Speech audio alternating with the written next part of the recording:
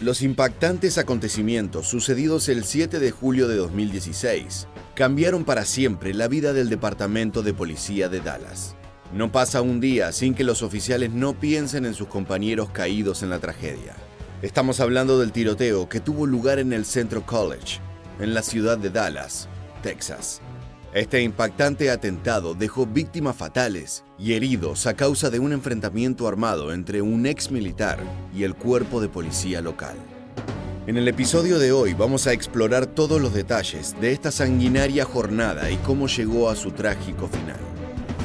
Si son espectadores impresionables, les recomendamos acompañamiento y precaución. Prepárense para una entrega especialmente tensa y sangrienta de Militarmente. Uno de los asaltos más mortíferos para las fuerzas del orden en el sur de Estados Unidos tuvo lugar durante una protesta del movimiento Black Lives Matter. Las muertes de Philando Castile en St. Paul, Minnesota, y de Alton Sterling en Baton Rouge, Luisiana, avivaron la indignación pública del uso excesivo de la fuerza por parte de la policía, especialmente contra civiles afroamericanos. Los gráficos videos de sus muertes provocaron indignación, particularmente entre la comunidad negra, que alega abusos raciales sistemáticos por parte de los uniformados. En medio de esas manifestaciones, aparecería lo que en la jerga criminalística se conoce como un lobo solitario, un tirador que acecha en la multitud, esperando su oportunidad de emboscar a sus víctimas. Micah Xavier Johnson, de 25 años, creció en Mesquite, Texas, un suburbio de Dallas, y se graduó de la escuela secundaria John Horn en 2009. Se unió a la reserva del ejército luego de terminar su educación y se capacitó para ser especialista en carpintería y albañilería después de una formación básica. Durante 6 años a partir de su graduación, Johnson sirvió en la reserva del ejército como soldado privado de primera clase. Le tocó servir en la guerra de Afganistán, como a muchos jóvenes de su generación. Su despliegue en el país de Medio Oriente, de noviembre de 2013 a julio de 2014, le valió a Johnson varias medallas de servicio. Sin embargo, 6 meses después de su gira por Afganistán, una mujer soldado lo acusó de abuso sexual. El ejército lo envió de regreso a Estados Unidos, recomendando una baja que no fuera honorable debido a la fuerte acusación de su compañera. Según un expediente judicial, la víctima dijo que quería que Johnson recibiera ayuda mental, al mismo tiempo que solicitaba una orden de restricción para mantenerlo alejado de ella y su familia.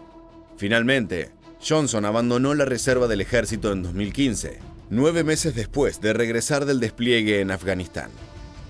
Estaba trabajando como asistente para niños y adultos con discapacidades mentales, justo antes del tiroteo masivo del que sería protagonista. Este tipo de perfil, que pendula entre violento y agresivo y retraído y calmo, encaja con el del lobo solitario que cometería los crímenes en Dallas poco tiempo después. La página de Facebook de Johnson tenía pocas publicaciones, pero su foto de perfil lo mostraba vistiendo un dashiki y levantando el puño sobre las palabras Black Power. Y su foto de portada llevaba la bandera panafricana roja, negra y verde. Fuentes policiales dijeron que no habían encontrado vínculos entre Johnson y grupos extremistas, aunque su perfil de la red social mostraba que le habían gustado algunas páginas de organizaciones nacionalistas negras, incluida la Liga de Defensa Afroamericana y el nuevo partido Pantera Negra, fundado en Dallas.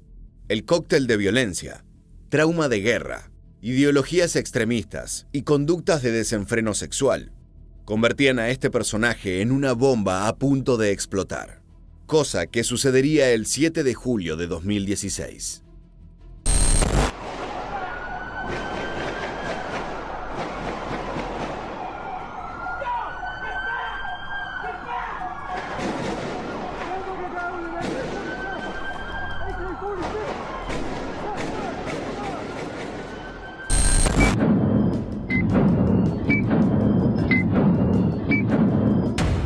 La noche comenzó con una protesta pacífica, encabezada por el movimiento de afrodescendientes que denunciaban el exceso de violencia policial que le había costado la vida a 2 compatriotas. Apenas después de las 7 de la tarde, alrededor de 800 manifestantes marcharon por Main Street, ciudad de Dallas, reclamando por la vida de los 2 hombres negros que habían sido asesinados por agentes de las fuerzas de seguridad en Minnesota y Luisiana. En la multitud se escuchaban las consignas "Las vidas de los negros importan", y manos arriba, no disparen. El operativo para contener la protesta consistía en casi un centenar de policías. A pesar de la tensión que se respiraba en el aire, la marcha se mantuvo calma.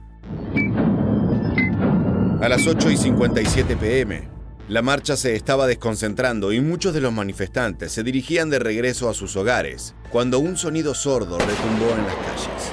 Un arma de fuego se había disparado y generó que estallara el pánico. Nadie sabía de dónde venían los disparos, ni quién los había efectuado. Los participantes de la protesta empezaron a correr despavoridos y asustados. Nadie logró ver ni entender nada. Para ese momento, ya había 3 oficiales muertos en el suelo. Apenas unos instantes atrás, Micah Johnson había estacionado su camioneta negra en Lamar Street, frente al Central College, y abierto fuego contra la policía, tal como lo muestra esta recreación digital.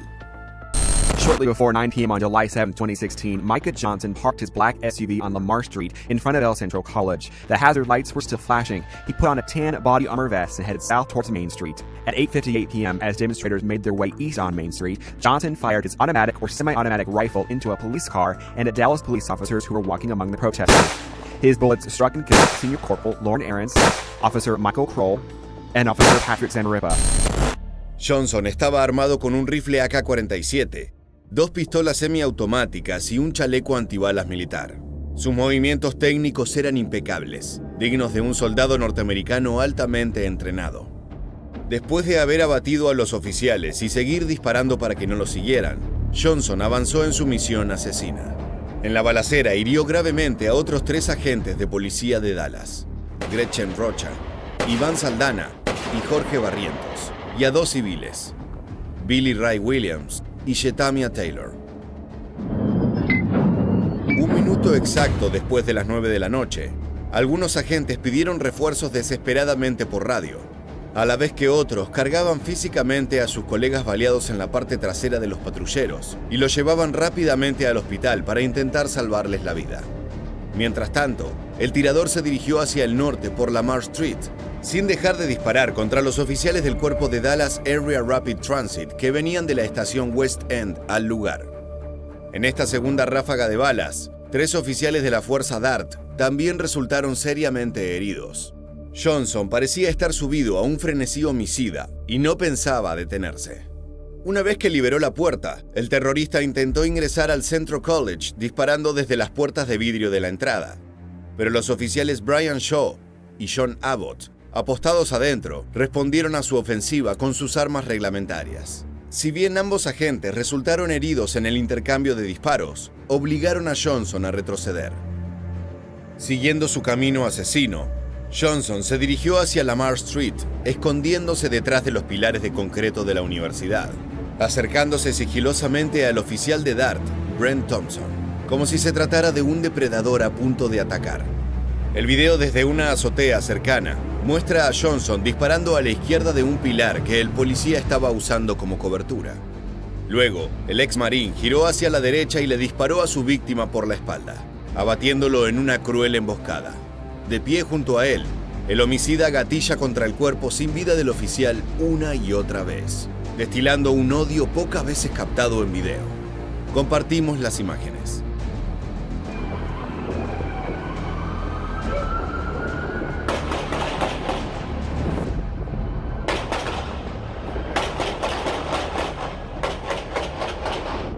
He's down.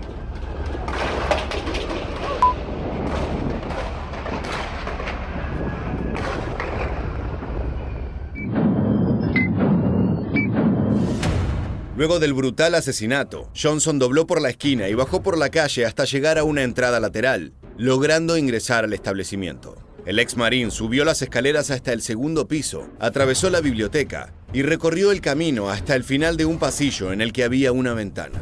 Se asomó por allí y vio desde arriba una patrulla con un oficial al lado. Se trataba del sargento Michael Smith, que estaba esperando órdenes frente a la tienda 7-Eleven en Elm Street. Disfrutando de la indefensión de su presa, Johnson asomó su rifle por la ventana y abrió fuego contra el agente. Un testimonio de su compañero lo dice todo. Michael was in front of the 7-Eleven on Elm Street. I think when the suspect ran up to the second level and found his little hole that he was going to hide in. He just looked out the window and saw another DPD uniform out there, and with his assault rifle took the opportunity and shot and killed Michael.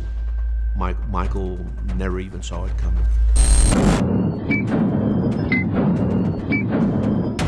Una vez dentro del edificio, Johnson caminó por un largo pasillo de la universidad donde fue arrinconado por agentes de la policía de Dallas. Los oficiales lograron encontrarlo rápidamente, debido a que en alguno de los tiroteos el ex soldado había sido herido y había dejado un rastro de sangre a lo largo del pasillo y la escalera, lo que delató su posición. Apenas 10 metros separaban a los oficiales SWAT del psicópata homicida, atrincherado, peligroso y dispuesto a todo. Las fuerzas especiales enviaron un negociador, esperando convencerlo de que se entregara sin causar más muertes.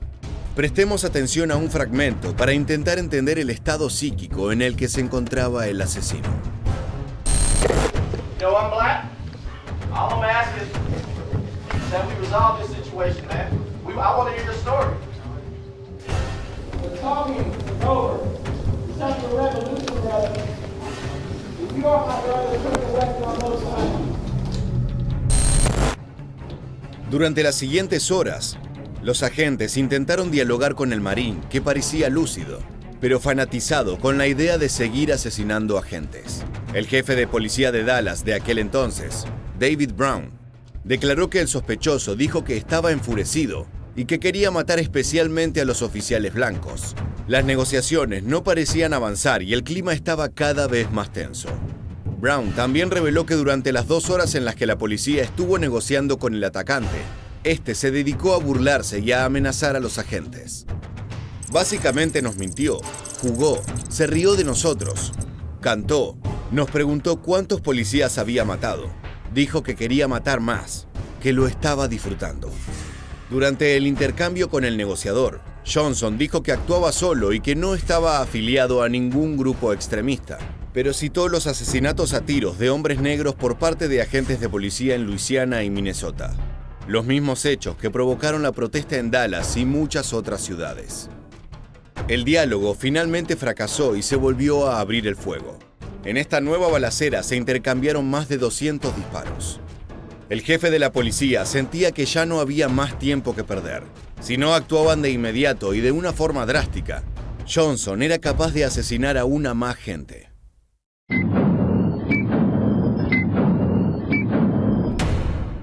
En la madrugada del 8 de julio, el jefe de la policía de Dallas tomó una decisión audaz, algo que ningún departamento policíaco había hecho antes. El plan consistía en algo sencillo y polémico, que no arriesgaba la vida de ningún otro oficial. La idea era enviar a Johnson un robot bomba con explosivo C4 por el pasillo y detonarlo cuando estuviera lo suficientemente cerca del asesino. Era una jugada arriesgada, pero tenían que intentarlo. For any progress made towards a resolution, not of him giving up. It was always, I'm gonna come out, I'm gonna kill more. That's my ultimate goal, is to kill more police. Now you know what they're doing, right? They're cutting charges over there, so if you're a big black, that's probably good for you. You know, after a while, it was the robot with the device was the only thing viable that we could come up with. Los agentes utilizaron un robot multifunción ágil por control remoto, conocido como MarkBot, que portaba un explosivo plástico, el cual acabaría con la vida de Micah Johnson. Esta fue la primera vez que un dispositivo de estas características era utilizado para eliminar una amenaza humana, ya que se trataba de una herramienta principalmente de reconocimiento y no para tareas ofensivas. Esta unidad tenía el tamaño de una cortadora de césped, con 4 ruedas orugas unidas por un chasis con una batería de 6 horas de duración, una cámara giroscópica, un altavoz, un micrófono y un brazo mecánico. Los operadores manejaron al robot vía remota con un mando y una pantalla para asegurar el éxito de la misión. Una vez que se puso en marcha el plan, solamente hubo un sobresalto cuando se intentó detonar por primera vez el explosivo. Tuvieron que repetir la orden de detonación, porque la señal no alcanzó al dispositivo debido a un problema de distancia. Uno de los agentes aproximó el dispositivo que emitía la onda y accionó con éxito los explosivos.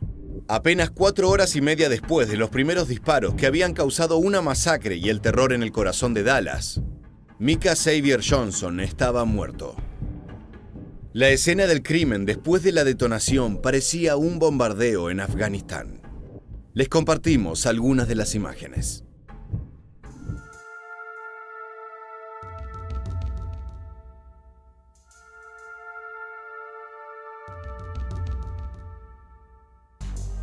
Antes de morir, Johnson escribió con su propia sangre las letras RB en el suelo. La policía forense intentó descifrar su significado, pero al día de hoy sigue siendo un misterio. Luego de identificar al sujeto, fueron a registrar su casa para intentar descubrir los motivos que tenía este joven marín para desatar semejante tragedia. La policía de Dallas encontró en la vivienda materiales para fabricar bombas, chalecos antibalas, rifles de diversos calibres, cantidades enormes de municiones y un diario personal de tácticas de combate, que las autoridades tuvieron dificultades para descifrar.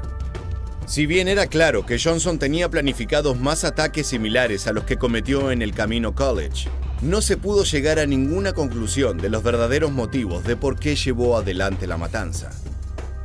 Las víctimas fatales del atentado fueron Brent Thompson, Patrick Samarripa, Michael Kroll, Michael J. Smith y Lorne Arens, todos oficiales del Departamento de Policía de Dallas. Otras 11 personas resultaron heridas, 9 agentes y 2 civiles, que afortunadamente fueron salvados y curados en el hospital. El presidente Barack Obama condenó los ataques durante una conferencia de prensa, describiendo los hechos como un ataque calculado, despreciable y mezquino sobre los agentes de la ley. El mandatario advirtió que cuando alguien dice que las vidas de los negros son importantes, en alusión al movimiento contra la violencia policial Black Lives Matter, no quiere decir que las vidas de los policías no lo sean. Un testimonio de un oficial de Dallas compartió lo que el equipo siente desde el atentado de ese día. Since it's been 5 years since the memorial of July 7th or the anniversary, and the rest of the world has moved on, but our department will never heal from it. It's something you live through, you can't forget. Desde ya hace mucho tiempo, las policías de los Estados Unidos y otras partes del mundo son cuestionadas y criticadas por el uso excesivo de la fuerza, que en ocasiones lleva al asesinato accidental de civiles. Según estadísticas oficiales, la mayoría de las víctimas son afrodescendientes, lo que deja entrever que hay un problema de racismo en las fuerzas de seguridad. Por ese motivo, en algunas ocasiones, los más reaccionarios de los activistas de agrupaciones a favor del Black Power han instalado la idea de la guerra contra la policía. Este tipo de incitaciones a la violencia solamente espiralizan el problema, ya que en personalidades con estrés postraumático de guerra e identidad violenta pueden acabar en una tragedia. El tiroteo en Dallas fue el día más mortífero para un policía de Estados Unidos desde el 11 de septiembre de 2001, ya que no habían muerto tantos agentes en un mismo evento desde el ataque a las torres de Nueva York. De esta manera estamos llegando al final del video de hoy. Pero antes de terminar, no queríamos dejar de consultarte. ¿Cómo crees que puede detenerse esta escalada de violencia entre los civiles negros y las fuerzas policíacas? Esperamos tus opiniones en la casilla de comentarios. Te agradecemos haber llegado hasta el final y te esperamos en las próximas entregas de Militarmente.